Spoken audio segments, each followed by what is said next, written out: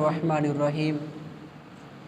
مسئلہ یہ ہے کہ کیا ایک مسجد میں دو جماعتیں ہو سکتی ہیں؟ ایک اور دوسرا جو ہوگی، ابھی چند دن بعد رمضان المبارک ہے، نماز تراویح ہو رہی ہوتی ہے، لوگ پیچھے سے آ کر نماز عشاء کی نیت کر کے اس امام کے پیچھے نماز پڑھنا شروع کر دیتے ہیں۔ کیا ایسا کرنا جائز ہے؟ قرآن اور حدیث کی روح سے چند منٹ کے اندر آپ کے سامنے مسئلہ کلیئر کر دیا جائے گا، ذرا اپنے دماغ کو حاضر رکھ کے آپ نے بیٹھنے۔ سنن نبی داود شریف کی روایت ہے، حضرت اسود بن خزائی رضی اللہ تعالی عنہ اس حدیث کے راوی ہیں، توجہ میری طرف رکھے۔ فرماتے ہیں کہ نبی مکرم صلی اللہ علیہ وسلم نے نماز عشاء پڑھائی تو دو صحابی ایک نکر میں سائڈ پہ ہو کے مسجد کی بیٹھے ہوئے تھے اور وہ ڈرے ہوئے تھے۔ نبی علیہ السلام نے فرمایا، تم نے ہمارے پیچھے عشاء کی نماز کیوں نہیں ادا کی؟ کہنے لگے، یا رسول اللہ، ہم اپنے گھر سے عشاء کی نماز پڑھ کے آ رہے تھے۔ اللہ کے نبی علیہ السلام نے فرمایا، ایسا نہیں کرنا، بلکہ جب تم اپنے گھر سے نماز پڑھ کے آؤ، یا اس طرح ہوتا ہے نا، آپ کے پاس 8:15 بجے جماعت ہے، دوسری مساجد میں 8 بجے بھی ہے، بعض لوگ ادھر سے نماز پڑھ کے مسجد میں کوئی کام ہوتا ہے، یہ تو میں دیکھتا رہتا ہوں، آ کے پیچھے بیٹھ جاتے ہیں۔ اس طرح نہیں کرنا۔ اللہ کے نبی علیہ السلام نے فرمایا کہ جب تم گھر سے آؤ اور تم دیکھو کہ آگے جماعت ہو رہی ہے، تم دوسری مسجد میں فرض پڑھ آئے ہو یا کسی دوسرے مقام میں فرض پڑھ کے آئے ہو، لیکن یہاں پہ جماعت ہو رہی ہے، تم نے پیچھے نہیں بیٹھنا، بلکہ اس امام کے پیچھے بھی تم نے نماز پڑھ لینی ہے۔ وہ تمہاری فرضی ہو گئی، یہ تمہاری نفلی ہو گئی۔ مسئلہ کلیئر ہو گیا؟ ابھی داود شریف کی روایت ہے، تو مسئلہ کلیئر ہو گیا کہ ایک امام فرض پڑھ رہا ہے تو ہم اس کے پیچھے نفل پڑھ سکتے ہیں۔ دوسری دلیل حدیث مبارکہ، یہ جامع ترمذی کی روایت ہے، نبی مکرم صلی اللہ علیہ وسلم مسجد نبوی میں بیٹھے ہوئے ہیں، ایک بندہ آتا ہے اور آ کے نماز پڑھنے کی کوشش کرتا ہے۔ کیا کرتا ہے؟ نماز پڑھنا شروع کر دیتا ہے اکیلا۔ نبی علیہ السلام نے فرمایا، رک جا، ٹھہر جا یار۔ کہا، تم میں سے کوئی بندہ ہے جو اس کے اوپر صدقہ کرے؟ ایک صحابی اٹھا، یا رسول اللہ، میں اس کے اوپر صدقہ کرتا ہوں۔ صدقہ سے مراد نیکی کرتا ہوں۔ فرمایا، پھر اس طرح کرو کہ یہ بیچارہ اکیلا نماز پڑھ رہا ہے، اکیلا نماز پڑھنے کا زیادہ ثواب نہیں ہوتا، تم اس کے ساتھ مل جاؤ، تم دونوں کی جماعت بن جائے گی اور تیری اس کے اوپر نیکی بھی پڑ جائے گی۔ اس حدیث سے دو مسئلے نکلتے ہیں۔ حدیثوں سے مسئلے نکالنا سیکھیں۔ حدیثوں کو سیدھا سیدھا پڑھنا آسان ہے، مسئلے دیکھیں کس طرح نکلتے ہیں۔ اس حدیث سے دو مسئلے کیا نکلتے ہیں کہ اگر آپ مسجد میں آئے ہیں، آپ نے دیکھا کہ عشاء کی جماعت ہو چکی ہے، تو دوسری جماعت کروانا اس حدیث سے ثابت ہو رہا ہے۔ نبی علیہ السلام نے اپنی موجودگی میں خود دوسری جماعت کروائی۔ ایک تو یہ مسئلہ نکلا کہ ایک مسجد کے اندر ایک جماعت کے بعد دوسری جماعت کرانا یہ نبی علیہ السلام کی سنت ہے، اور دوسرا یہ مسئلہ نکلا کہ وہ صحابی بیچارہ فرض پڑھ چکا تھا، تو جو بندہ آیا تھا اس نے نفل پڑھنے تھے، وہ صحابی نے اس کی جماعت کرائی۔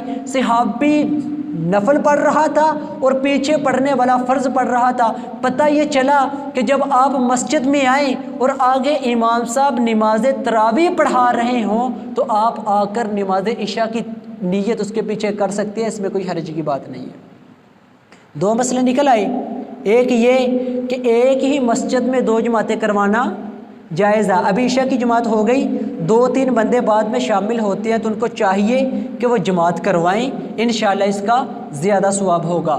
اور دوسرا، اگر کوئی آگے فرضی نماز پڑھا رہا ہے یا امام نفلی نماز پڑھ رہا ہے، یا تو اس طرح بھی ہوتا ہے نا، بعض لوگوں کی ظہر کی نماز قضا ہوتی ہے، عصر کے وقت مسجد میں آتے ہیں تو امام صاحب عصر کی نماز پڑھا رہے ہوتے ہیں، اگر وہ چاہیں تو ظہر کی نیت کر کے امام صاحب کے پیچھے عصر کی نماز پڑھ سکتے ہیں، کیونکہ یہ حدیث مبارکہ سے ثابت ہے۔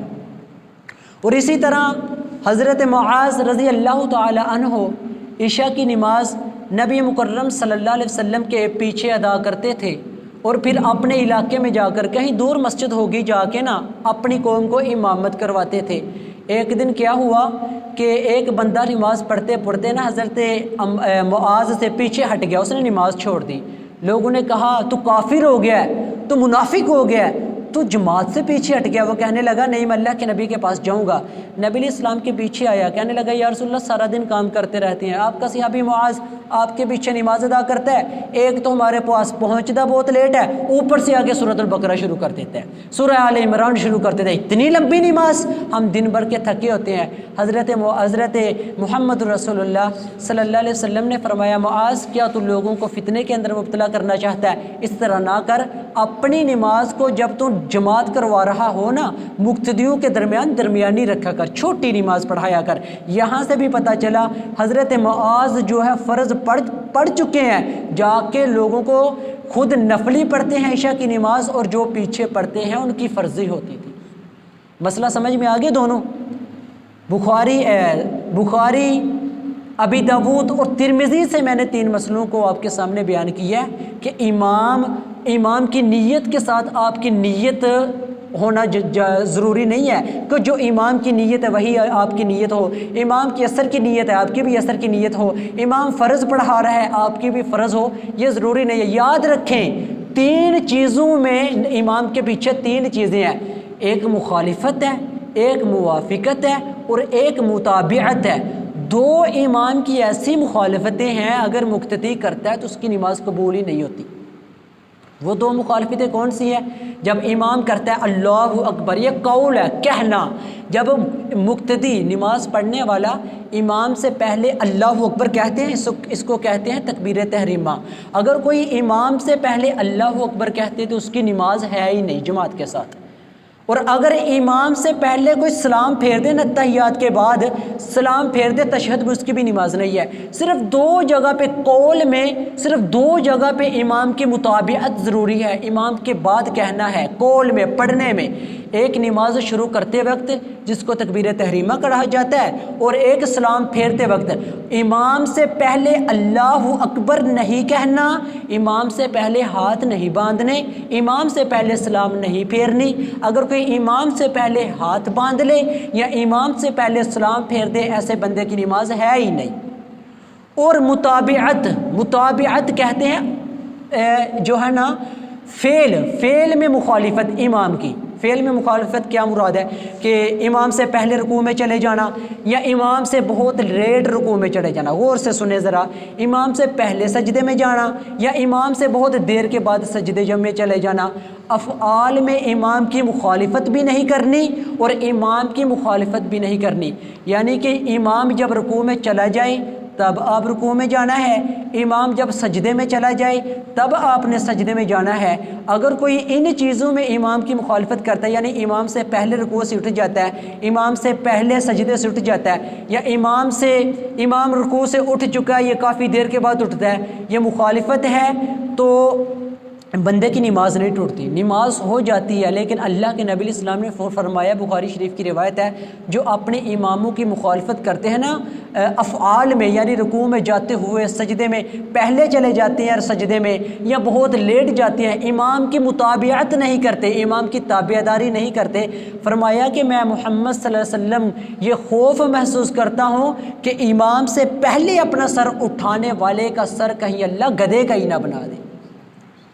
یہ 2 چیزیں ہیں امام کے تابع رہنا، کہ ایک تو جو زبان سے آپ سورۃ الفاتحہ جب مرضی پڑھیں، بعد میں پڑھیں، پہلے پڑھیں، اس میں کوئی مسئلہ نہیں ہے، کیونکہ اللہ کے نبی علیہ السلام فجر کی نماز پڑھا رہے تھے تو نبی علیہ السلام نے نا جو قرات اپنے اوپر تھوڑی سی بوجھل محسوس کی، لوگوں نے اونچی آواز سے پیچھے قرآن پڑھنا شروع کیا۔ نبی علیہ السلام نے فرمایا اتقرؤون وراء امامکم، کیا تم اپنے امام کے پیچھے کچھ پڑھتے ہو؟ صحابہ کہنے لگے یا رسول اللہ ای واللہ، اللہ کے رسول اللہ کی قسم ہم پڑھتے ہیں۔ فرمایا لا تقرؤوا الا بام القرآن، تم کچھ نہ پڑھو صرف سورۃ الفاتحہ کے علاوہ۔ تو میرے عزیز بھائیوں، اگر تو قول میں یعنی پڑھنے میں امام کی مطابعت ضروری ہو، تو جب آپ نماز میں آتے ہیں نا تو امام جو ہے پڑھ رہا ہوتا ہے الرحمن علم القرآن، آپ لیٹ ہیں، آپ پڑھنا شروع کر دیتے ہیں الحمدللہ رب العالمین الرحمن الرحیم، یہ تو مخالفت تو ہو گئی۔ یہ مخالفت جائز ہے، اس میں کوئی حرج کی بات نہیں ہے۔ زبان سے جو ذکر کیا جاتا ہے نماز میں، صرف 2 جگہ پہ امام کی مخالفت جائز نہیں ہے، بندے کی نماز ہی نہیں ہوتی، ایک تکبیر تحریمہ کے وقت اور ایک سلام پھیرنے کے وقت۔ اور افعال میں، افعال سے مراد سجدے میں جاتے ہوئے، رکوع میں جاتے ہوئے، سجدے سے اٹھتے ہوئے اور رکوع سے اٹھتے ہوئے، افعال میں مطابقت ضروری ہے۔ امام کے ساتھ ساتھ سارے کے سارے فعل کام جو ہے نماز کے ادا کرنے ہیں۔ افعال میں مخالفت بھی نہیں کرنی اور موافقت بھی، امام کے ساتھ بھی نہیں رہنا، امام کے زیادہ لیٹ بھی نہیں رہنا، بلکہ ساتھ ساتھ کرنا ہے جو جس طرح حکم ہے۔